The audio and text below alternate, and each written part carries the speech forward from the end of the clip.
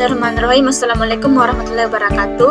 Perkenalkan, nama saya Siti Nurhalisa dan rekan saya Fitriani akan memaparkan tentang rantai makanan.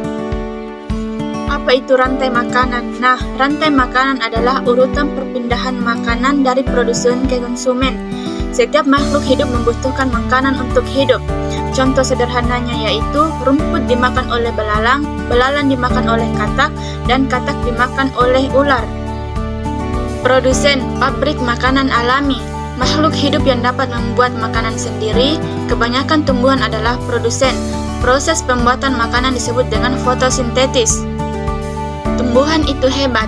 Mereka bisa membuat makanan sendiri dari sinar matahari, air, dan udara. Proses ini disebut dengan fotosintesis.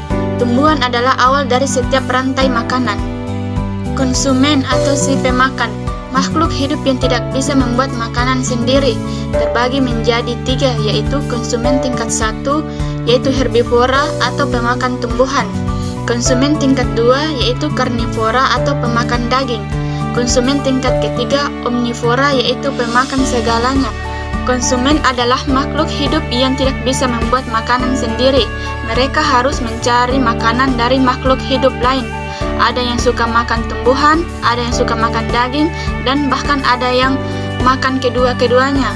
Selanjutnya yaitu pengurai. Makhluk hidup yang menguraikan sisa-sisa makhluk hidup yang mati, contohnya yaitu bakteri dan jamur. Setelah makhluk hidup mati, mereka tidak hilang begitu saja. Ada makhluk hidup kecil yang bertugas menguraikan sisa-sisa mereka menjadi zat-zat yang bermanfaat bagi tanah. Mereka adalah pengurai. Yaitu jaring-jaring makanan atau rantai yang terhubung. Kumpulan banyak rantai makanan yang saling berhubungan membuat ekosistem lebih stabil.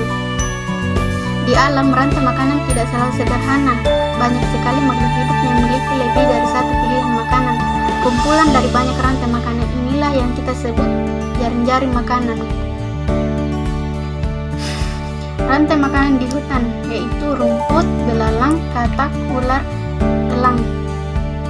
Rumput dimakan oleh belalang, belalang dimakan katak, dan seterusnya. Rantai makanan di laut yaitu fitoplankton, zooplankton, ikan kecil, ikan besar, dan paus. Zooplankton adalah tumbuhan kecil yang menjadi makanan zooplankton. Zooplankton kemudian dimakan ikan kecil, dan seterusnya. Menjaga keseimbangan alam. Setiap makhluk hidup saling bergantung. Jika satu bagian terganggu, seluruh rantai makanan akan terpengaruh. Semua makhluk hidup di alam saling berhubungan. Jika kita merusak alam, maka keseimbangan rantai makanan akan terganggu.